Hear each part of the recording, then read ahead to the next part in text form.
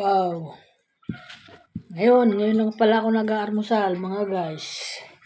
Tapos ko lang ng aking ginawa. Nagtanim ng mga kamatis, mga busing para may maani pagdating ng araw. Malay mo, mamunga ng marami, di na ako bibili ng kamatis. Yan, nabigyan kasi ako ng mga pananim sa City Hall, dito sa City Hall namin. At yan naman yung tinanim ko, hindi ko sinayang yung binigay nila. Pinag-aksayan ko talaga ng oras. Inuna ko muna sa aking pagbubukas ng tindahan. At sabay-sabay ko na yan doon tinapos sa taas. Naglinis, nagpakain ng mga alaga. Yan mga guys. Yan po ang ginawa ko bago ako bumaba dito at mag-almusal. Nagtapon ng basura sa labas. Yung galing sa taas, tinapon ko na. At yan mga guys. Natapos din kahit papano. Baka mamaya, gabi, ang lilinisin ko itong second floor. Yun naman lilinisin ko. Mamayang gabi siguro yun. Pagtapos na ako magtinda dun sa labas. Ang ulam ko pala ay daing. Kunti lang, hindi masyado marami kasi bawal sa akin yan. Pampahigh blood yan.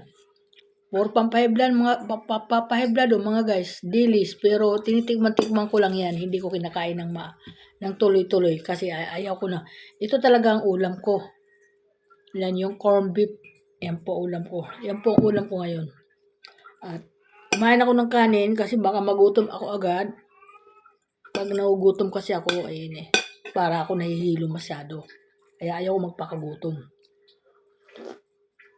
Kaya ako lagi may pagkain dito sa lamisa para pag nagutom ba, ay kumakain agad. Hindi na nalilipasan. Ganun po kay Nanay Linda mga guys. Isang good morning everyone mga bossing. Welcome to vlog. Pasensya na po kung hindi ako masyado nakakagawa ng libangan natin dahil kagabi na naman, video sa mama na naman aking pakiramdam. Hindi na naman ako masyado nakatayo sa aking iniindan sakit na aking pag-ihi na masakit at sinasabayan pa lang aking balakang na masakit. Sigurado mayroon akong, hindi ko alam, dalawa kasi pinaghinalaan ko dyan. Kung hindi sakit sa bato, may UTI ako. Tinawag ko kapong kay Binos, sa anak ko na kung kailan ba ako magpapacheck up. Baka daw sa Auno, doon daw ang doktor, active. Kaya ititiis-tiisin na lang natin mga guys kasi mahirap tayo magmadali. Baka mapunta lang tayo sa sa pagmamadali. Kaya mga guys, isang good morning everyone. Tapusin ko lang itong pagkain ko at ako ay magtitinda sa labas. Magbubukas naman ako ng tindahan ko. Maaga ako nagsasara kasi sa hindi ko na nga nakakayanan. Pag masama ang pakiramdam ko ganun. Gusto ko na agad humiga. Ganun po ang nangyayari sa akin. Sa paghiga ko, ako naman inanunood ng kung ano pinapanood ko ng mga sa Facebook, mga bali-balita, mga guys. Kaya guys, mag-ingat lang po tayo sa atin mga lagi tayo magmamas kasi may nabalitaan na naman ako sa Facebook na meron na naman virus na kumakalat. Yung po daw yung galing sa hayop, sa baboy.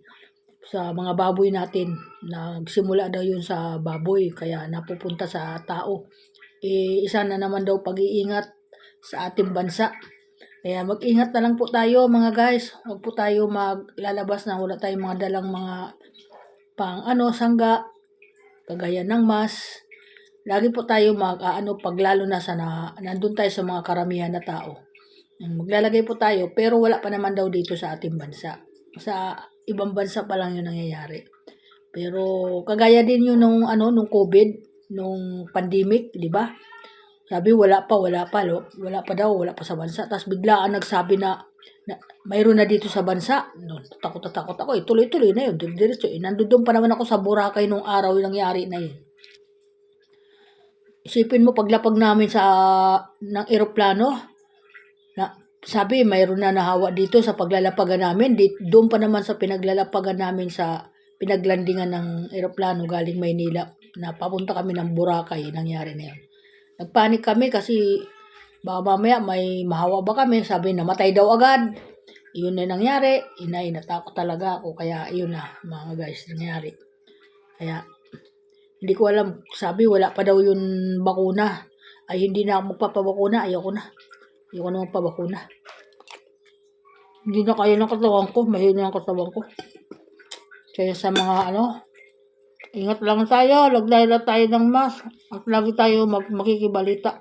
Makikinig sa balita kung ano nangyayari ng ating bansa. Maraming salamat.